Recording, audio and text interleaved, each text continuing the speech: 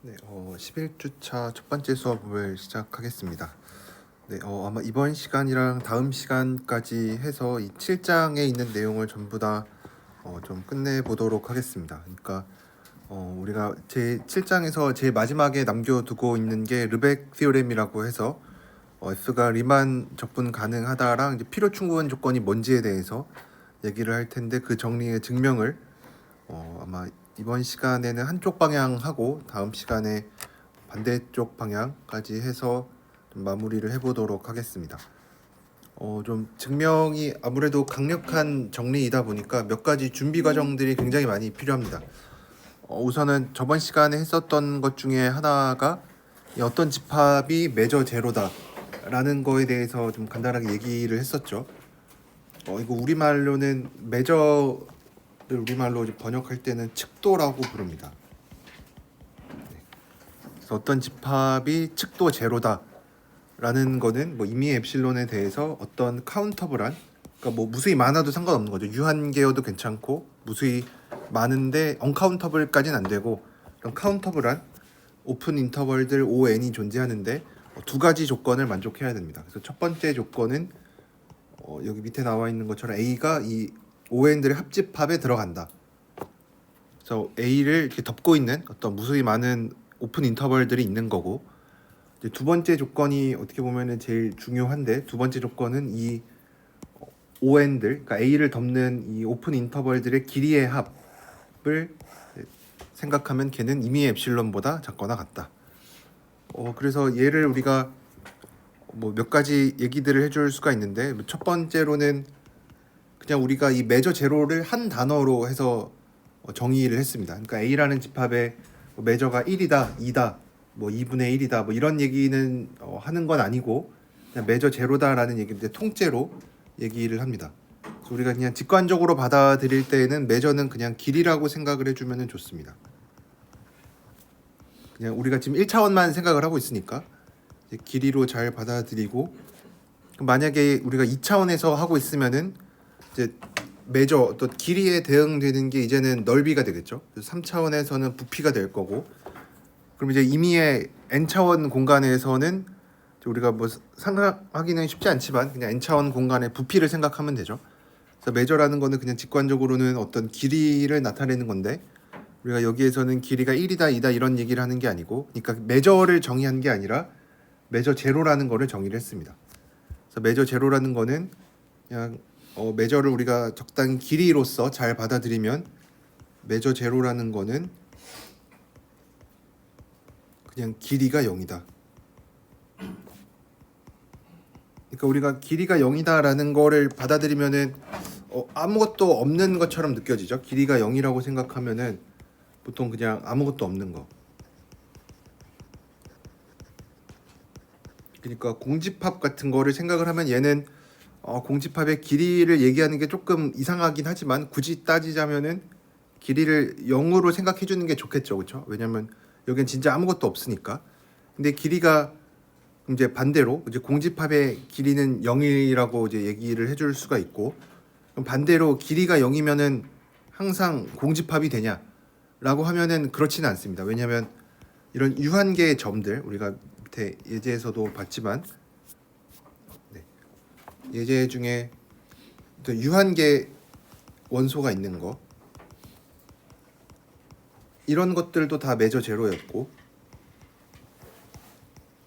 이제 더 나아가서 카운터블계 있는 거, 점점점 찍는 게 좀 약간 애매하긴 하지만 뭐 잘 이해하실 수는 있죠, 그렇죠? 그래서 이렇게 카운터블계 있는 거, 그 파이나이트계여도 매저 제로고, 이제 더 나아가서 이제 카운터블까지 생각을 해도 매저 제로가 된다. 그러니까 매저 제로라는 건 어쨌든 공집합은 아니지만 길이는 없는 거. 그러니까 우리가 얘를 이제 어떻게 이해를 해주면은 좋냐면, 매저 제로를 길이가 0인 거는 이제 직관적으로 받아들일 때는 그냥 매저 제로면은 길이가 0이구나 라고 해서 이제 거기서 끝내는 게 아니라, 매저 제로면은 영향력이 거의 없다.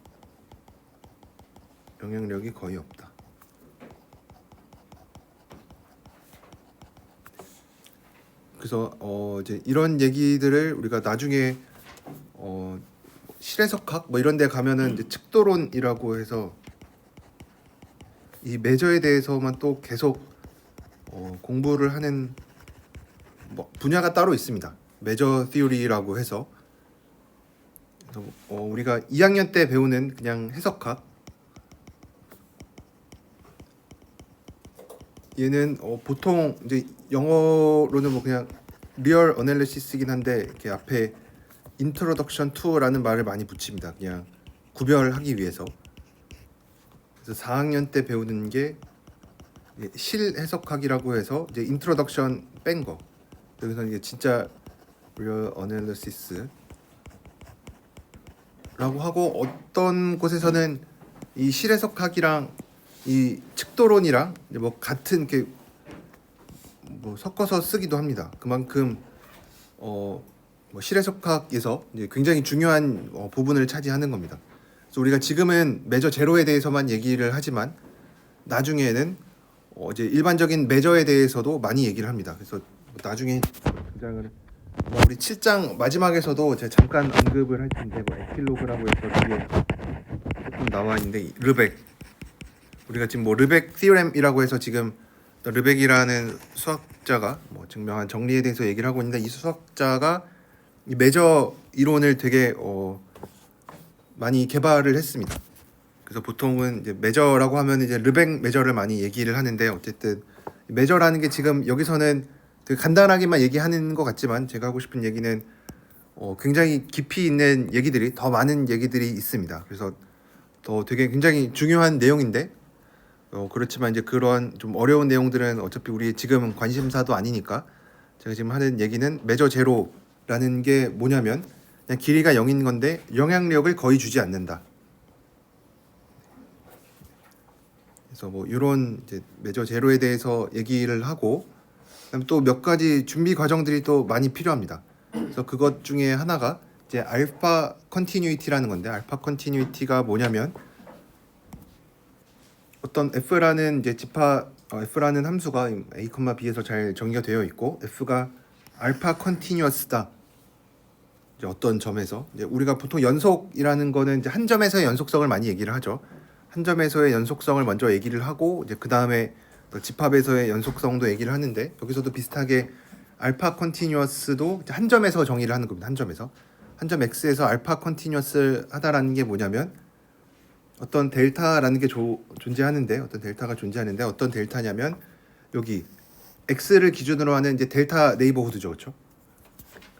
그러니까 yz가 뭐 이렇게도 쓸 수 있죠. x를 이제 중심으로 하는 어떤 반지름 델타짜리 그 델타 네이버후드 안에 yz가 있으면, yz가 여기 어딘가에 있으면 fy랑 fz 사이를 그냥 알파만큼 줄여줄 수가 있다.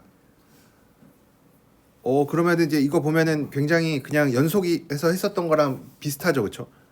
연속에서 했었던 건 뭐냐면 우리가 이제 알파 컨티뉴어스랑 이제 연속 사이의 관계, 그냥 알파 컨티뉴어스와 그냥 연속, 그냥 우리가 공부했던 연속 사이의 관계에 대해서 얘기를 해보자면, 우선은 연속이면, 첫 번째로 연속이면 알파 컨티뉴어스가 되냐? 되죠, 그렇죠? 심지어는 임의의 알파에 대한 알파 컨티뉴어스까지 되는 거죠. 이제 될 뿐만 아니라 사실은 임의의 알파에 대해서,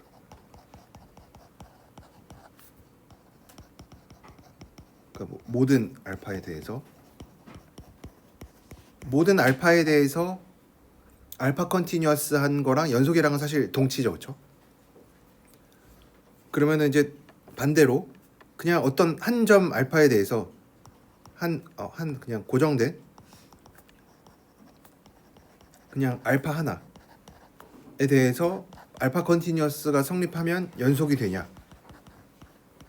얘는 그렇지 않죠, 그렇죠? 왜냐면 연속이라는 거는 이게 두 점 사이의 함수값의 차이를 내가 원하는 대로, 그러니까 임의 엡실론보다 작게 만들어 줄 수 있어야 되는데, 그냥 한 점 고정된 알파에 대해서 알파 컨티뉴어스다라는 얘기는 그냥 함수값의 차이를 알파보다 작게 줄여주는 거니까 연속까지는 안 되는 거죠, 그렇죠? 그래서 네, 이거를 이제 우리가 잘 알고 있어야 되고 요 관계를. 그래서 알파 컨티뉴어스는 그냥 알파 하나 고정해두고 함수값의 차이를 내가 그 알파보다 작게 줄여줄 수가 있다. 그래서 연속까지는 아니지만 연속이랑은 조금 비슷한 느낌의 어떤 이 개념이 필요하고, 어차피 우리가 또 계속 f는 이제 유개인 함수를 생각을 하고 있으니까 일단 유개인 함수에 대해서 우리가 또 새로 어떤 집합을 정의를 할 건데 d 알파라는 집합을 정의를 할 건데 어떻게 정의를 할 거냐면 f가 어떤 한 점 그 x라는 점에서 알파 컨티뉴어스가 안 되는 거. 알파 컨티뉴어스가 안 되는 거. 알파 컨티뉴어스가 안 되는 x들을 다 모아놓은 거를 d 알파라고 얘기를 합니다. 그러니까 알파는 하나 고정을 해두고 그럼 알파가 뭐 1이든 2든 뭐 어쨌든 뭐 정해져 있는데 f가 그 어떤 점에서 알파 컨티뉴어스가 안 된다라고 하는 그 점들을 전부 다 모아놓은 거를 우리가 d 알파라고 정의를 하겠습니다. 그럼 약간 정의 자체도 조금 불편한 느낌이 있죠. 왜냐하면 그냥 알파 컨티뉴어스 한 점들을 다 모아 놓으면은 그래도 뭔가 좀 얘기할 수 있을 것 같은데 알파 컨티뉴어스 안 한 점들에 대해서 얘기를 하니까 약간 좀 불편한 느낌이 있긴 하지만 뭐 이렇게 특별히 정의하는 이유가 있습니다. 그럼 이제 이 d 알파라는 집합에 대해서 몇 가지 성질들을 볼 텐데 이제 여기 d 알파가 이제 닫힌 집합이라는 것도 이제 밑에서 또 증명을 할 텐데 몇 가지 이 d 알파라는 집합의 성질들에 대해서 이 연습 문제에 좀 나와 있습니다. 그래서 7.6.6에서 얘기하고 있는 거는 알파가 알파 프라임보다 작으면 이제 d 알파 프라임이랑 d 알파 사이의 관계는 이렇게 뒤집어진다. 요 성질 자체 증명은 그렇게 어렵지 않습니다. 왜냐하면 알파가 알파 프라임보다 작으니까 만약에 알파 컨티뉴어스 했으면은 어쩜 뭐 적당한 델타가 잘 존재해서 yz가 x를 주위로 적당한 델타 네이버호드 안에 들어가 있으면 알파 안에 들어가 있는 거죠, 그렇죠? 알파 얘네 함수값의 차이가 알파보다 작죠. 근데 알파가 알파 프라임보다도 작으니까 요 관계를 만족을 할 거고, 그럼 이 얘기는 무슨 뜻이냐면 알파 컨티뉴어스면 알파 프라임 컨티뉴어스가 되는 거죠, 그렇죠? 얘가 얘기를 하는 거는 알파 컨티뉴어스이면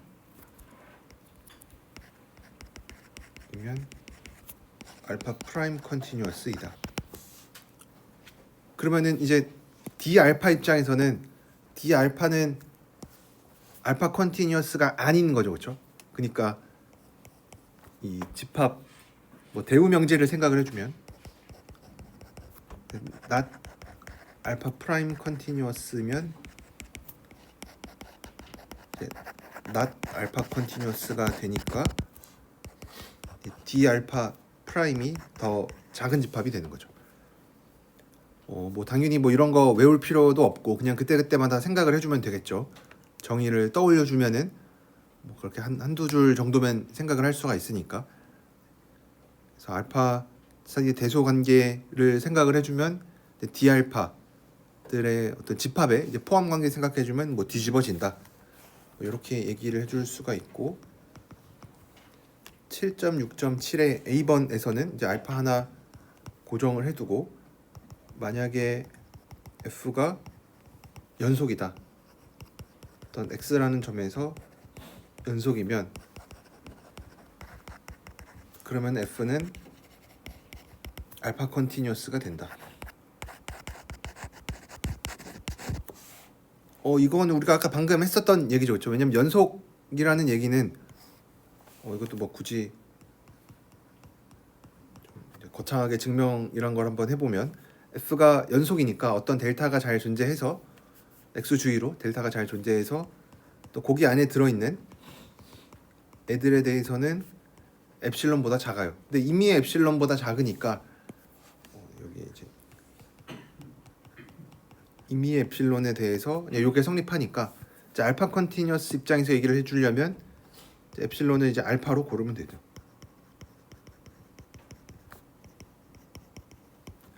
그래서 아까 우리가 방금 했었던 얘기, f가 어떤 한 점 x에서 연속이면 그 점 x에서 알파 컨티뉴어스 하다.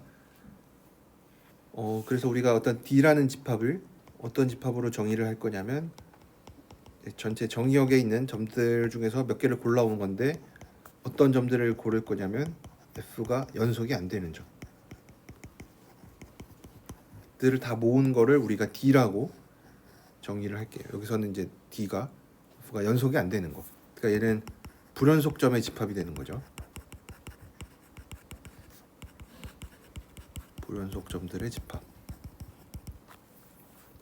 그럼 우리가 방금 했었던 얘기, f가 연속이면 알파 컨티뉴어스 하다라는 얘기를 이제 이 d 알파랑 d라는 집합 입장에서 얘기를 해보면, 그러면 이제 아까처럼 이제 대우 명제를 취해보면 f가 어떤 x라는 점에서 연속이면 f가 알파 컨티뉴어스 하다. 근데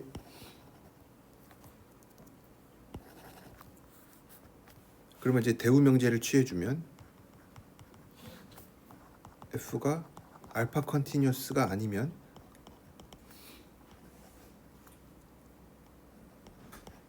x라는 점에서 알파 컨티뉴어스가 아니면 f가 연속이 안 되는 거죠. 그러면 이제 d라는 집합들 입장에서 얘기를 해보면 f가 알파 컨티뉴어스가 아니니까 d 알파라는 집합은 x가 연속이 아니니까 d라는 집합 안에 들어가 있는 거죠.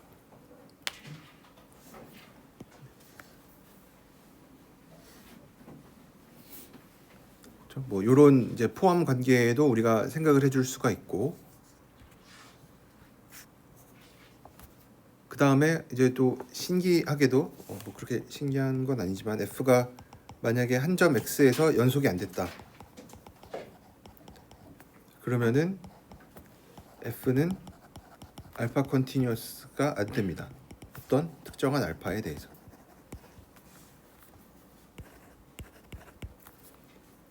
그러면 이제 우리가 이거도 이제 다시 대우 명제를 취해 보면, 왜냐면 연속이다 뭐 이런 걸 얘기하는 게 더 편하죠. 연속이 아니다라는 얘기를 하는 것보다.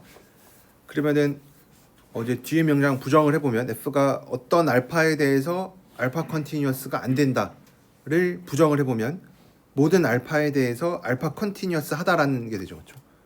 f가 알파 컨티뉴어스 하다. 어떤 x라는 점에서.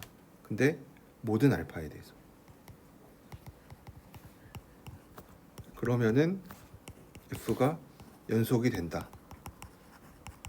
라는 얘기인데 얘네들은 뭐 같은 얘기죠. 그렇죠?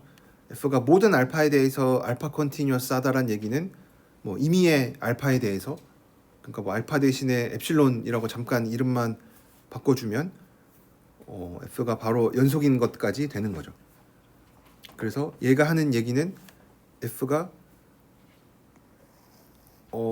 이제 다시 d라는 집합 입장에서 얘기를 해보면 f가 x에서 연속이 아니니까 d에 들어가 있고, 얘는 for some 알파에 대해서 어떤 특정한 알파에 대해서 알파 컨티뉴어스가 안 되는 거니까 어떠한 알파에 대해서 이게 성립하는 거죠. 그렇죠?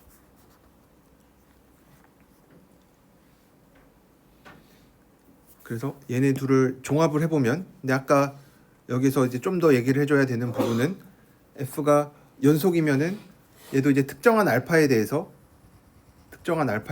알파 컨티뉴어스가 안 되는 거니까 얘도 대우 명제를 여기가 아니라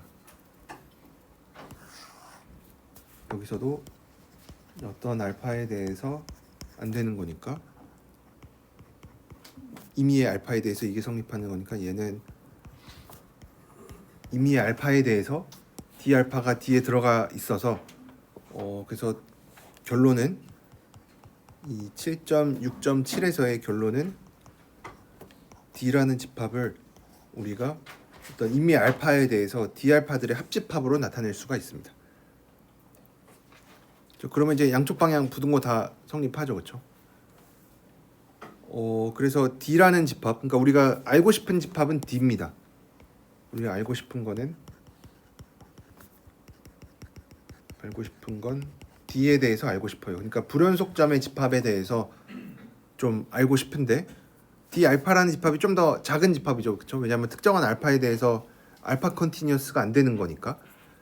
D라는 집합을 다행히도 이제 D 알파들의 합집합으로 나타낼 수가 있는데 근데 약간 이런 느낌이죠. 0,1이라는 집합은 뭐 예를 들어서 어떤 x를 0,1로 해놓고 0,x 이거 등식 당연히 성립하죠, 그렇죠? 저 당연히 성립하죠, 그렇죠? 왜냐면 0,1이 여기 이렇게 있고 x들을 이제 여기서 이렇게 지금 언카운터블해서 이렇게 좀 쓰기는 좀 그렇지만 이렇게 x들을 좀 0부터 시작해서 이렇게 점점점 늘려가서 다 합집합하면은 이게 되겠죠, 그렇죠? 근데 이렇게 쓰면은 카운터블한 유니언이 안 되죠, 그렇죠? 그러니까 유니언을 합집합을 하는데 x 개만큼 유니언을 하는 거죠, 그렇죠? 합집합을 하는 거니까. 근데 x가 이제 실수개만큼 있는 거죠, 그렇죠? 0,1이 언카운터블이니까 실수랑 카디널리티가 똑같으니까. 그래서 x개만큼 합집합을 하는데 x가 너무 많아요, 너무 많아요. 그래서 이렇게 쓰는 거 말고 뭐 이렇게도 써볼 수 있어요. n은 이제 1부터 무한대까지 적당히 0에서 1-n분의 1을 뺀 거. 그러니까 이렇게 생각을 해주면 이제는 카운터블 유니언이 되는 거죠. 그러니까 여기서 나와 있는 것도 그래서 얘를 임의의 알파에 대한 합집합으로 나타낼 수 있는 건 맞는데 이렇게 나타난다는 걸 알고 있으면 우리가 D라는 집합을 카운터블 유니언으로 생각을 해줄 수도 있다. 이렇게 그러니까 이거는 뭐 나중에 등장하는 성질은 아니지만 그러니까 언카운터블 유니언은 뭔가 이제 다룰 때 우리가 뭐 어떤 걸 다룰지 아직 모르긴 하지만 만약에 이런 D 알파들을 다룬다라고 하면은 언카운터블계를 다루는 거는 그렇게 쉽진 않습니다. 왜냐면 우리가 뭔가를 더할 때에도 무수히 많이 더하는 거 얘기하기는 하는데 다 n은 1부터 무한대까지 이렇게 더하지 뭐 x가 뭐 0에서 1까지 있을 때 뭐 그것들을 다 더한다 이런 건 좀 생각하기가 쉽지 않죠, 그렇죠? 그래서 우리가 뭔가 합집합을 하고 뭔가 무수히 많이 더할 때에는 언카운터블계를 생각을 하기는 또 쉽지 않고 왜냐하면 더하는 순서 자체에도 약간 문제가 생길 수도 있고 뭐 그렇지만 이제 카운터블계 정도는 우리가 뭐 무한급수 뭐 이런 데서 많이 다뤄봤으니까 뭐 그렇게 얘기하는 게 뭐 그렇게 이상하진 않습니다. 그래서 이런 D 알파들에 대한 성질도 좀 얘기를 해봤고 그다음에 7.6.8에서는 이제 어떤 알파 하나가 고정되어 있을 때 D 알파가 닫힌 집합이다라는 거를 증명을 해볼 수 있습니다. 요거는 이제 우리가 나중에 좀 필요한 성질이어서 얘도 증명을 해보면 우리가 어떤 집합이 닫힌 집합인 거를 보일 때 뭐 여러 가지 방법이 있죠. 뭐 닫힌 집합의 정의를 그대로 이용을 해도 좋고, 그러니까 리밋 포인트들을 이제 전부 다 포함하느냐 뭐 그런 걸 증명을 해도 되고, 아니면은 이제 여집합을 생각을 해서 D 알파의 여집합이 열린 집합이다 라는 거를 이제 보일 수도 있는데 여기서는 이제 후자의 방법을 택해서 우리의 목표는 D 알파의 여집합이 열린 집합인 걸 보이려고 해요. 그러면은 이제 이 얘기가 뭐냐면 어떤 집합이 열린 집합이다라는 거는 이제 한 점 골랐을 때, 한 점 여기 있는 걸 골랐을 때 어떤 델타가 잘 존재한다. 근데 어떤 델타냐면 얘랑 이제 동치가 어떤 델타냐면 x를 기준으로 하는 어떤 이 델타 네이버후드가 여전히 이 D 알파의 여집합, 이 오픈셋 안에 들어가 있으면은 열린 집합이죠, 그렇죠? 그래서 열린 집합의 정의는 거기 안에 있는 임의의 점을 잡았을 때 어떤 작은 반지름이 존재해서 그 델타 네이버후드가 이제 여전히 여기 안에 들어가 있으면은 우리가 오픈셋이라고 얘기를 합니다. 그래서 이거를 보일 텐데, 그럼 이제 한 점 가져와야 되니까 D 알파의 여집합에 들어있는 X를 하나 가지고 와요.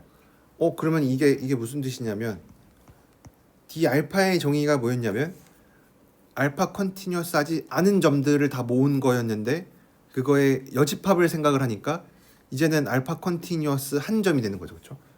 그래서 F는 X에서 알파 컨티뉴어스합니다.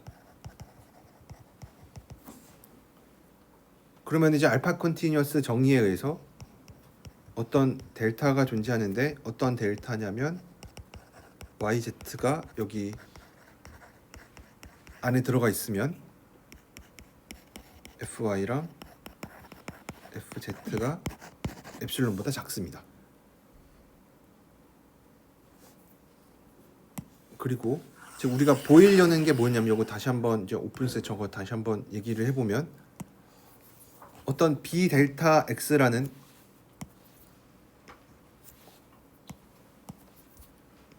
이 X를 중심으로 하는 이 델타 네이버후드가 D 알파의 여집합에 들어가 있다라는 얘기는 이건 또 뭐랑 동치냐면 어떤 이제 집합 사이의 포함 관계니까 만약에 Y라는 점이 여기 아래에 들어가 있으면 그러니까 이 얘기는 또 얘는 이제 X-Y가 델타보다 작다라는 얘기죠. 그래서 Y가 요 B 델타 X 안에 들어가 있으면 Y가 D 알파의 여집합에 들어간다. D 알파의 여집합에 들어간다라는 게 또 뭐랑 같은 얘기냐면 Y가 Y라는 점에서도 알파 컨티뉴어스한 거죠. F는 Y에서 알파 컨티뉴어스.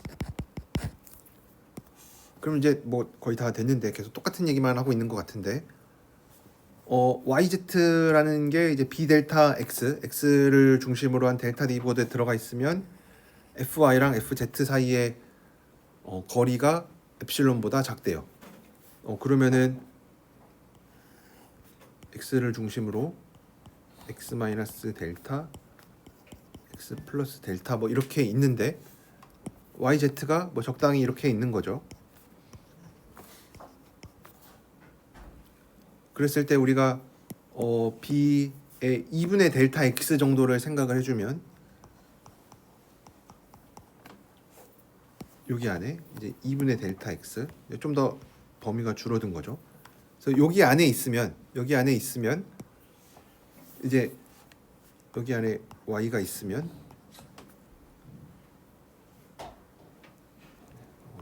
Y가 여기 안에 들어가 있으면 그럼 이제 얘는 X랑 Y 사이의 거리가 2분의 델타인 거고 그럼 이제 여전히 YZ가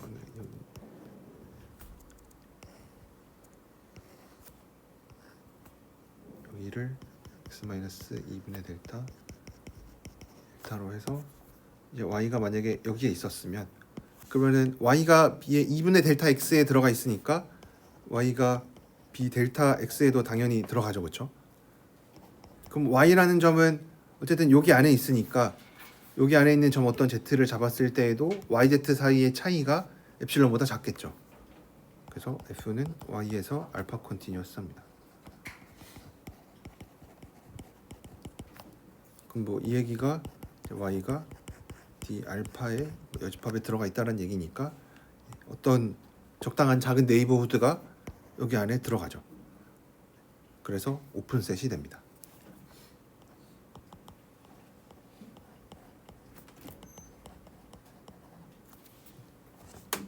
계속 똑같은 얘기만 하는 것 같은데 여러분들이 조금만 생각을 해보시면은 그렇게 뭐 여기서는 뭐 어려운 얘기는 아니니까 알파 컨티뉴어스 한 것도 이렇게 증명을 해줄 수가 있습니다. 그래서 D 알파의 여집합은 오픈셋이 되고 이제 우리한테 중요한 거는 D 알파라는 집합은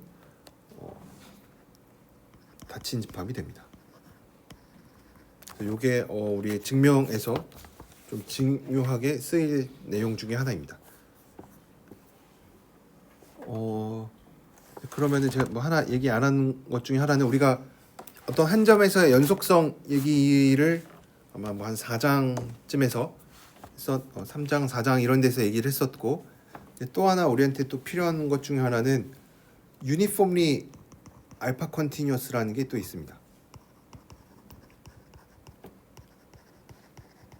그래서 이제 유니폼리라는 말이 붙었는데, 유니폼리라는 거는 이제 어떤 한 점에서 얘기하는 게 아니라 어떤 이제 집합에 대해서 얘기하는 거죠. 어떤 집합 A라는 집합에서 유니폼리 알파 컨티뉴어스 하다라는 거의 정의는 F가 뭐 A라는 집합에서 R로 갈 때에서가 유니폼리 알파 컨티뉴어스 하다라는 거는 어떤 x, y가 전부 다 A에 들어가 있을 때 fx와 fy의 사이의 차이를 내가 알파보다 작게 만들어 줄 수 있다. 그러니까 여기서 한 점에서 얘기를 하는 게 아니라 어떤 x, y가 이 집합 A에 들어가 있으면 fx와 fy의 차이가 그냥 알파보다 작아진다. 뭐 요거는 그냥 알파 컨티뉴어스에서 우리가 뭐 균등 연속 이런 거 할 때 뭐 유니폼 컨버전스나 뭐 균등 연속 이런 거 할 때 썼던 그 유니폼리라는 내용을 그냥 알파 컨티뉴어스에 똑같이 가지고 온 겁니다. 그래서 요것도 우리가 뭐 나중에 쓸 거고, 그래서 여기까지가 어떻게 보면 알파 컨티뉴어스에 대해서 지금 우리가 증명을 하고자 하는 르벡 티오렘이랑 그렇게 관련이 없어 보이는데, 지금 알파 컨티뉴어스에 대한 얘기만 좀 계속 얘기를 했고, 이게 어떻게 쓰일지 잘 모르겠지만, 그 다음에 우리가 컴팩트니스에 대해서도 좀 잠깐 복습을 할 필요가 있습니다. 그래서 여기서 쓸 거는 K가 컴팩트하다. K가 컴팩트하다랑 동치가 뭐냐면, 우선은 클로즈드 앤 바운디드다. 이거 뭐 하이네 보렐 정리에서 많이 우리가 얘기를 했었던 부분이고, 그 다음에 또 하나 이제 우리가 중요하게 또 쓰일 것 중에 하나는 이 오픈 커버에 대한 얘기.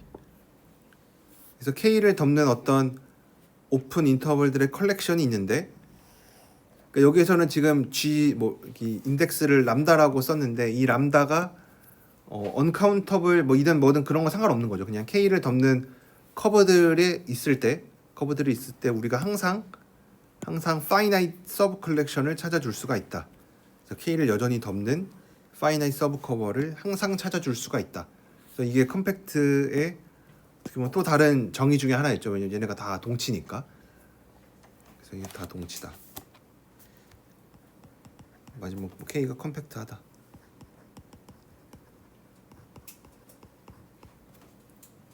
네, 뭐 이런 얘기도 우리가 증명할 때 잠깐 가져다가 쓸 겁니다. 그래서 컴팩트랑 동치인 거는 closed and bounded라는 거, 뭐 좀 쉽게 알 수가 있고, 이제 또 하나 오픈 커버로 정의하는 거, K를 덮는 어떤 오픈 인터벌들의 컬렉션이 있을 때 우리가 finite 서브 컬렉션을 항상 찾아줄 수가 있다. 근데 이 finite 서브 컬렉션만으로도 K를 덮는, 그러니까 K를 덮는 오픈 인터벌들이 무수히 많은데 K가 컴팩트라면은 그것들 중에서 내가 항상 finite 개를 골라서 이 finite 개만으로도 K를 덮어줄 수가 있다라는 게 이 컴팩트의 중요한 성질 중에 하나였죠. 네, 그러면은 이제 우리가 이제 르벡 티오렘의 한쪽 방향을 증명해 줄 수가 있습니다.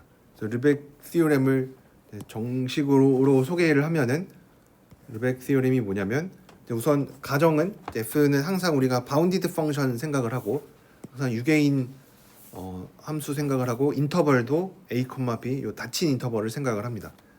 그래서 뭐 조건 자체에는 별거 없죠, 그렇죠? f가 유개라는 것도 뭐 그렇게 강한 조건 아니고, 닫힌 구간, 닫힌 유한한 a, b 생각하는 것도 그렇게 강한 조건 아니고, 그랬을 때 f가 인테그러블하다, 리만 적분 가능하다의 필요 충분 조건이 뭐냐면, f가 연속이 안 되는 점, 그러니까 f의 불연속점을 다 모아놓은 집합은 매저 제로가 된다. 요게 르벡 정리입니다. 그러니까 이거는 이제 굉장히 강력한 거죠.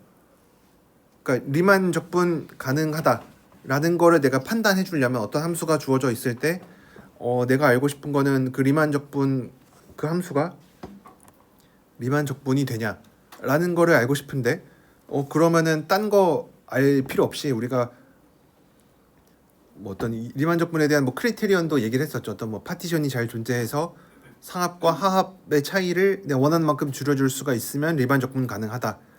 우리가 이때까지 그렇게 좀 힘들게 어떤 파티션 잡고 이렇게 증명을 했는데 이제 요 정리를 알게 되면은 그냥 F가 적분 가능한지 안 한지를 물어보면 F의 연속성을 따져서 그러니까 F가 불연속점인 집합을 생각하고 그게 매저 제로가 되면 적분 가능하다라는 거를 쉽게 결론을 내려줄 수가 있습니다. 그래서 굉장히 강력한 정리이기 때문에 좀 많은 얘기들이 필요했습니다. 우리가 말파 컨티뉴어스도 얘기했고 뭐 매저 제로라는 어떤 새로운 정의도 소개를 했었고 그다음에 뭐 컴팩트도 뭐 이제 그건 이제 우리가 늘 가져다 쓰는 내용이니까 이제 그런 것도 필요합니다. 그래서 우리가 지금 증명할 거는 이제 이쪽 방향. 어떻게 보면 이쪽 방향이 좀 더 메인이죠. 만약에 F의 불연속점의 집합이 매저 제로면 리만 적분 가능하다. 어쨌든 우리가 알고 싶은 거는 함수가 리만 적분 가능한지 안 한지니까 그거를 판단해 주는 어떤 충분 조건을 하나 아는 거죠, 그렇죠? 근데 뭐 놀랍게도 얘가 필요 조건까지도 되는 거니까. 그래서 여기서 얘기하는 거는 이제 D라는 집합을 아까처럼 어떤 x들을 다 모은 건데 F가 연속이 안 되는 점들을 다 모아 놓습니다. 그래서 얘는 D라는 집합을 우리가 불연속점 집합을 생각을 합니다. 불연속점들의 집합. 그랬을 때 우리가 가정하고 있는 거는 이제 D가 D가 매저 제로다. D가 매저 제로다. 그래서 우리의 가정은 D가 매저 제로다 하나밖에 없어요. 그랬을 때 우리가 이제 보여야 되는 거, 우리의 목표는 F가 적분 가능하다. F가 리만 적분 가능하다.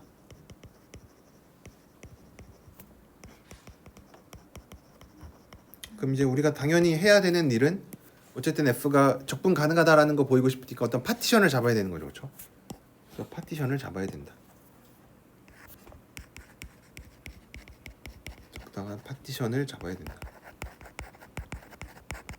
이제 파티션을 잘 잡아야겠죠. 상합과 하합의 차이가 엡실론보다 작게끔. 그래서 잘 잡는 게 목표입니다. 그럼 이제 우리가 갖고 있는 거는 이제 D라는 요 불연속점의 집합이 매저 제로니까 우리가 알파를 하나 고정하고 알파는 나중에 정해줄 거예요. 알파는 나중에 정할 건데 이제 고정된 알파에 대해서 D 알파를 생각을 해요. 그러면은 얘는 항상 D보다 작거나 같죠, 그렇죠? 그리고 D가 매저 제로니까 D가 매저 제로니까 매저 제로의 정의에 의해서 어떤 오픈 인터벌들 G&들이 존재합니다. N1부터 무한대까지 어떤 오픈 인터벌들이 존재하는데 이런 게 존재하는데 어떤 오픈 인터벌이냐면 이제 D를 덮고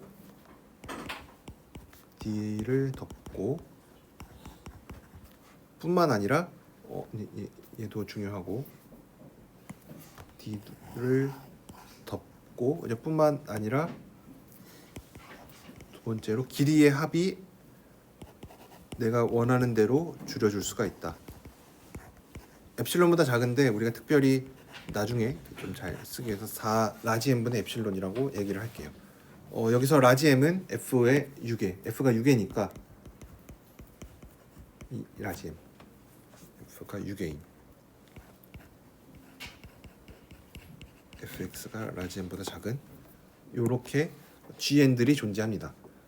근데 D 알파 입장에서 생각해 보면 이제 방금 얘기는 이 GN들은 D를 덮는 GN들이고 GN들이 이제 요런 성질을 만족하는 건데 D 알파가 D 안에 속해 있으니까 요 GN들이 사실은 D 알파도 덮고 있는 거죠, 그렇죠? D 알파도 여전히 뭐 매저 제로가 잘 됩니다. 그래서 D 알파도 매저 제로가 되고 똑같이 요 GN들을 다 가지고 올 수 있는 거죠, 그렇죠? 또 한번 써보면 D 알파들을 D 알파 요 D 알파 하나 D 알파들은 아니고 D 알파를 이 GN들이 덮고 있고 여전히 이 GN들은 길이들의 합이 4 라지 n분의 엡실론보다 작은 요거를 생각을 해줍니다. 그래서 지금 여기서 한 거는 D가 매저 제로니까 D 알파가 D에 포함되어 있으니까 D 알파도 여전히 매저 제로가 된다. 근데 D 알파가 좋은 성질을 가지고 있는 게 뭐였냐면 D 알파는 닫힌 집합이에요. 우리가 D라는 집합 자체에 대해서는 이제 정보가 많이 없어요. 제가 다음 시간에 얘기하겠지만 이 불연속점의 집합에 대해서 3장, 4장에서 좀 몇 가지 얘기하는 게 있었는데 제가 예전에 넘어갔었어서 뭐 D라는 집합에 대해서 우리가 뭐 이렇게 딱히 좋은 성질은 없는데 D 알파는 닫힌 집합이에요. 이거 우리가 방금 보였었죠. 근데 D 알파가 닫힌 집합이긴 한데 D 알파는 A, B 안에 들어가 있는 이거의 부분 집합이죠, 그렇죠? 왜냐면 우리가 어차피 전체 집합은 A, B만 생각을 하고 있으니까. 그럼 얘가 여기 안에 들어가 있으니까 얘 바운디드예요. 그러니까 D 알파는 컴팩트죠. D 알파는 컴팩트 셋이 됩니다. 그러니까 우리가 D라는 집합은 너무 큰 집합이어서 열려 있다 닫혀 있다 이거를 잘 몰라요.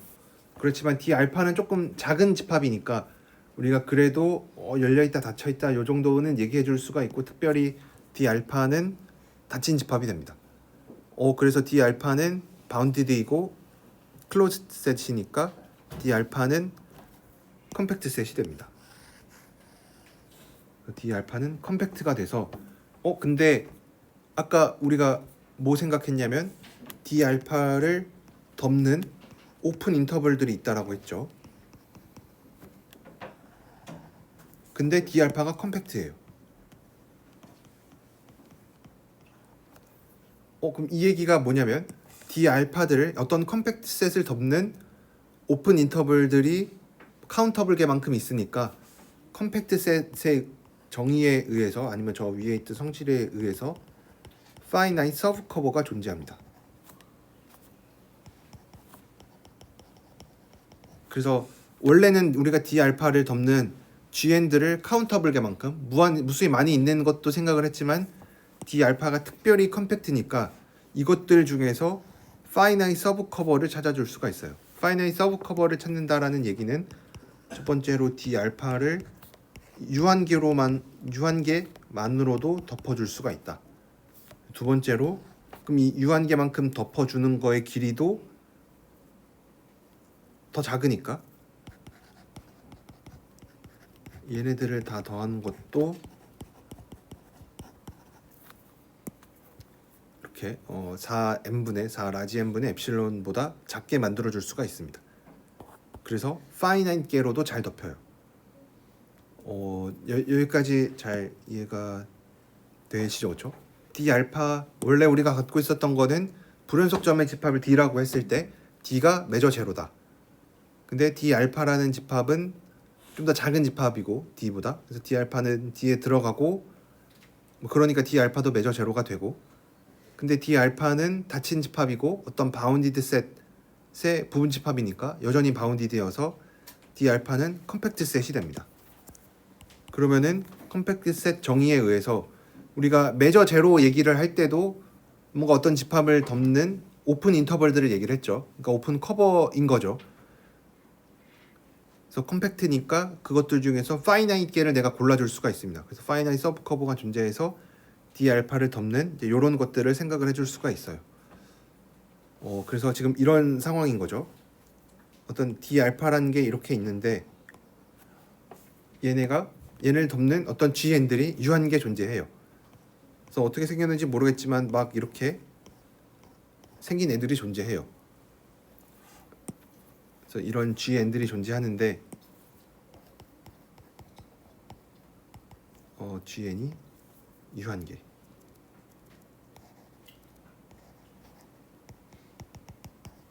게 존재해요. 근데 얘네들 사이에는 교집합이 있을 수도 있겠죠, 그렇죠? 뭐 교집합이 없는 게 더 이상하죠. 왜냐하면 어떤 집합에 대해서 이렇게 뭐 덮고 있으니까 뭐 교집합이 있을 수도 있겠죠. 뭐 운이 좋으면 없을 수도 있고. 근데 교집합이 만약에 있을 때 만약 여기가 A, B고 여기가 C, D다. 그럼 우리가 얘를 어떻게 다시 또 볼 수가 있냐면 얘를 여기 세 개의 구간으로 나눠서 A에서 C 지금 이게 닫힌 집합 표시는 아니고 다 어차피 열린 집합들이니까 이렇게 있을 때 얘를 세 개로 나눠서 다 디스조인트로 일부러 만들어 줄 수도 있어요. 그래서 원래 내가 갖고 있었던 거는 A, B랑 C, D인데 개수 하나 더 늘려서 A, C, C, B, B, D 이렇게 세 개로 나눠줄 수도 있어요. 그래서 얘랑 합집합하면은 A, C, C, B, B, D 이렇게 디스조인트하게 만들어줄 수 있어요. 그럼 갑자기 이런 디스조인트한 얘기 왜 하냐면 우리가 이걸로 분할을 만들려고 해요. 이걸로 분할을 만들려고 합니다. 그래서 원래 우리의 생각은 GN계, 유한계 있죠. 얘네로 파티션을 만들고 싶어요.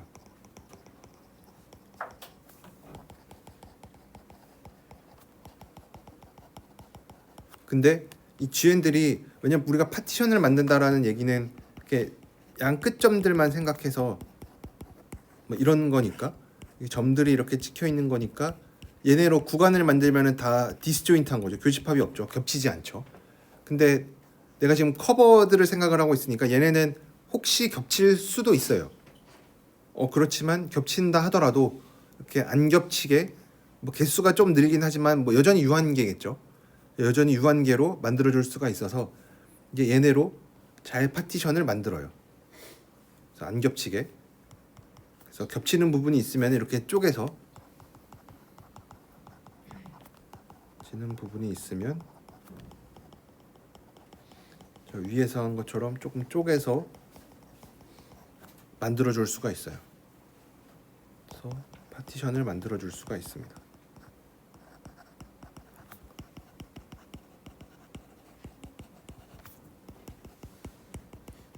그래서 우리는 D 알파를 덮는 오픈 커버들을 생각을 했고 그 오픈 커버 GN 유한계 있는데 이 유한계로 파티션까지 만들었어요. 그럼 이제 우리가 해야 되는 일은 요 파티션에서 어퍼썸과 로어썸의 차이가 엡실론보다 작다 이제 요런 얘기만 해주면 되겠죠. 여기까지 했고 이제 마지막으로 이제 방금 얘기한 어퍼썸과 로어썸의 차이를 얘기를 하려고 해요. 근데 여기서도 좀 몇 가지 준비 단계가 조금 필요합니다. 7.6.10에 나와 있는 내용은 어떤 K라는 집합을 A, B 얘가 전체죠, 그렇죠? 전체인데 전체에서 요 아까 우리가 생각한 요 커버들의 합집합들을 뺀 거를 생각을 하려고 해요. 그러면은 여기서 우리가 보여야 되는 거는 F가 유니폼리 알파 컨티뉴어스 하다. 요 집합에서 유니폼리 알파 컨티뉴어스 한 거를 보이려고 해요. 굉장히 복잡해 보이지만 우리가 이제 몇 가지 성질들을 많이 공부를 했기 때문에 얘도 뭐 그렇게 어렵지 않게 증명을 해줄 수가 있습니다. 요 집합, 요 덩어리들 GN들을 다 합집합한 거, 요거를 잠깐만 X라고 이름을 붙일게요. 그러면은 K라는 집합은 A, B에서 X라는 집합을 뺀 건데 그 차집합 해준 건데 이거의 정의가 뭐냐면 A, B에다가 X의 여집합을 교집합 해준 거죠. 근데 요거 다시 한번 써보면 교집합에 n은 1부터 라지 n까지 GN의 여집합 해준 거. 그러면 이거 뭐 드모르간의 법칙인가 뭐 그거에 의해서 A, B에다가 저거 여집합 기호를 다 안으로 넣어주는 느낌으로 이렇게 써줄 수가 있습니다. 그러면은 GN이라는 집합은 GN은 애초에 오픈 인터벌들이었죠, 그렇죠? 애초에 GN은 오픈 인터벌이었어요. 그러면은 GN의 여집합은 닫힌 집합이죠, 그렇죠? GN의 여집합은 닫힌 집합이에요. 얘 닫힌 집합. 그러면 닫힌 집합들은 파이나이트 번 교집합해도 여전히 닫힌 집합이 되고, 애초에 우리가 갖고 있었던 A, B도 닫힌 집합이니까 닫힌 집합 교집합 하면은 K도 닫힌 집합이 됩니다. 근데 K는 어쨌든 A, B보다는 작거나 같으니까 K는 또 A, B보다 작거나 같은 게 아니고 포함되어 있으니까 바운디드죠. 그래서 K도 컴팩트가 됩니다.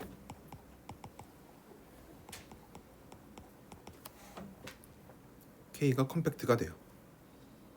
그래서 여기가 이게 첫 번째 단계고, 그럼 뭐 여기서는 지금 K라는 집합의 어떤 위상적인 성질만 봤는데 우리가 어쨌든 관심 있는 거는 F라는 함수가 알파 컨티뉴어스 하냐 뭐 이제 요런 거니까 다시 알파 컨티뉴어스 입장에서 얘기를 해보면 D 알파가 여기 안에 들어가 있죠, 그렇죠? 왜냐면 D 알파 매저 제로고 D 알파 컴팩트 했으니까 이게 유한계 덮는 이 GN들을 우리가 계속 생각하고 있는 거죠. 아까 앞에서 D 알파가 유한계로 이렇게 덮인다라고 얘기를 했었죠, 그렇죠? D 알파는 GN의 이 합집합들 안에 들어가 있고, 그러면은 이쪽에다 뭐 양변은 아니지만 다 여집합을 취해주면 그럼 이제 집합의 포함 관계가 바뀌죠, 그렇죠? 그럼 아까처럼 GN의 여집합이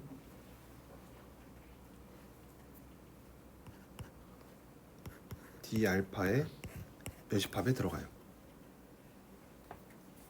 근데 GN의 여집합들이 뭐였냐면 얘가 K였었죠, 그렇죠?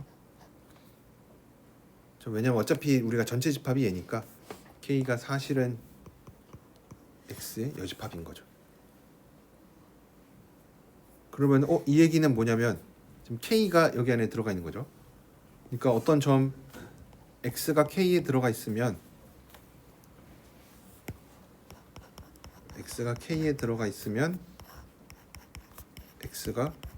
D 알파의 여집합에 들어가요. 그래서 어떤 하나 K에 있는 점 하나 가지고 오면 X가 D 알파의 여집합에 있으니까 이 얘기는 F가 X에서 알파 컨티뉴어스한 거죠. 그래서 X라는 점에서 X가 K에 들어가 있으면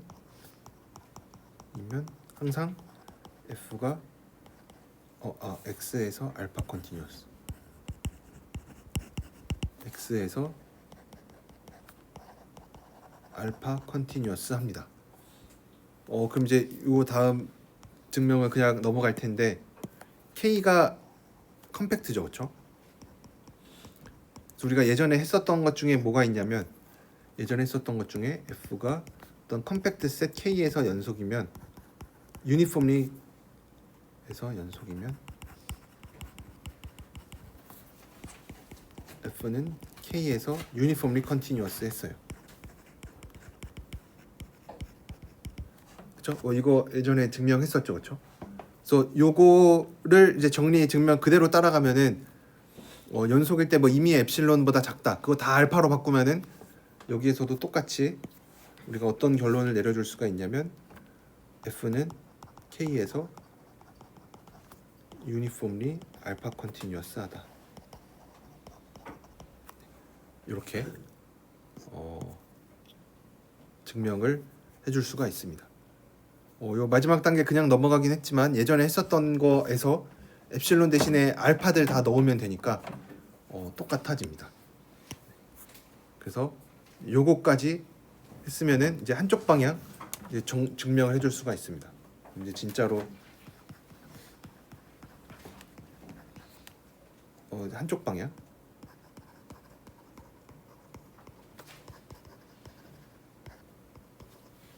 이제 D가 매저 제로면은 f가 인테그러블, 그러니까 불연속자매의 집합이 매조 제로면 f가 인테그러블 하다. 그래서 우리가 어떤 이제 분할을 생각을 할 건데, 어떤 분할이냐면 GN들의 양끝점으로 만든 거. GN은 우리가 전부 다 디스조인트 하는 걸로 쪼개놨고, 쪼갰고, 이거 GN의 양끝점으로 끝점들로 파티션을 만들었어요.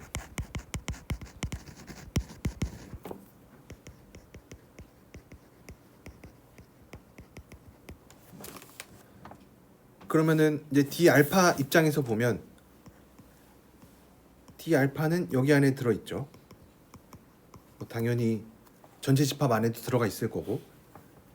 그래서 지금 어떤 상황이냐면 A, B가 이렇게 있고 D 알파가 어딘가에 이렇게 조그맣게 있고, 지금 D 알파들을 덮는 G 엔드를 가지고 파티션을 만든 거예요.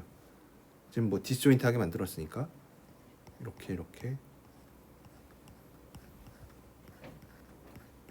뭐 이런 식으로 파티션을 만들었어요. 그럼 파티션들을 만들었을 때 이 파티션들과 D 알파가 만나는 게 있고 안 만나는 게 있죠, 그렇죠? 그래서 만나는 거는 요런 애들이 좀 만나는 애들이고, 바깥에 있는 애들은 안 만나는 거. 그래서 여기에 있는 거는 D 알파와 D 알파를 포함하는 거. 포함하는 파티션들. 그다음에 바깥에 있는 거는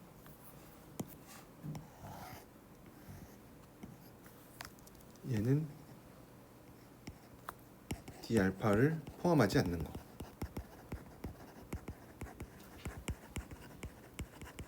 이게 두 가지로 나눠서 볼 수가 있습니다. 그래서 우리가 파티션 저 P에 대해서 어퍼썸과 로어썸의 차이를 볼 텐데, 적당히 K는 1부터 어떤 M까지 라지 MK 빼기 스몰 MK의 델타 XK 이렇게 구간의 길이로 나눠져 있는데, 얘를 우리가 두 개로 어떻게 쪼갤 거냐면 이 K들 중에서 D 알파를 포함하는 거,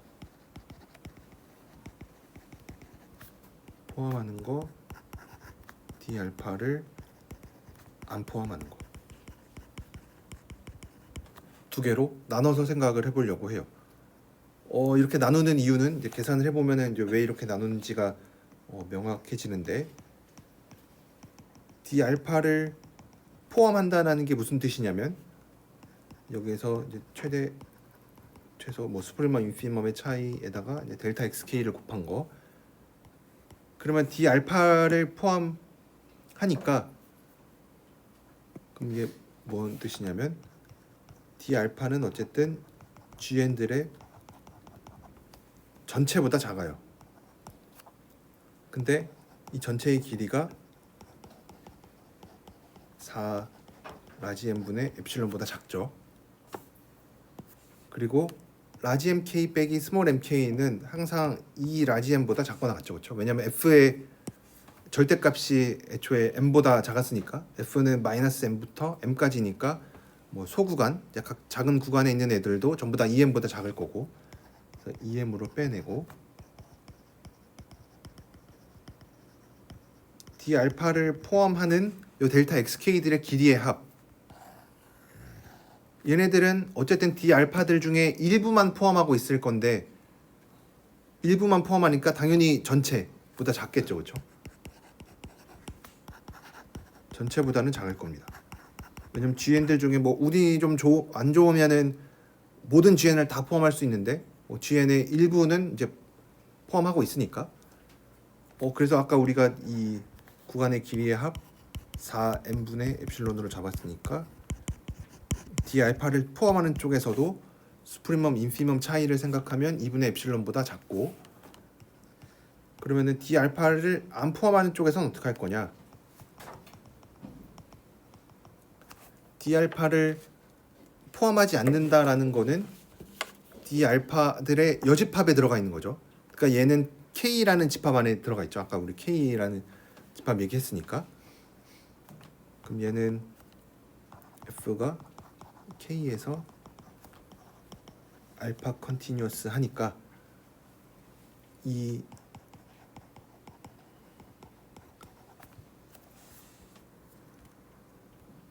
여기에서 알파 컨티뉴어스 하니까 얘가 함수 값의 차이를 내가 알파보다 작게 만들어 줄 수가 있는 거죠. d 알파 아까 k라는 집합이 뭐였냐면 이것들 k라는 집합은 아까 gn의 여집합이니까 그래서 d 알파들을 안 포함하고 있죠, 그렇죠? 그러니까 아까 이거 하고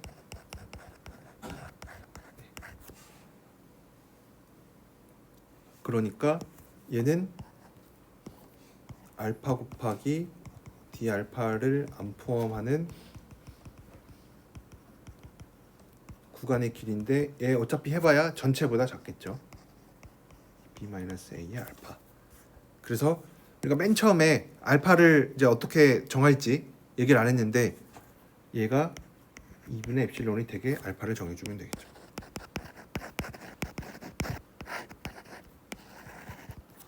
그래서 이렇게 얘기를 해줄 수가 있습니다.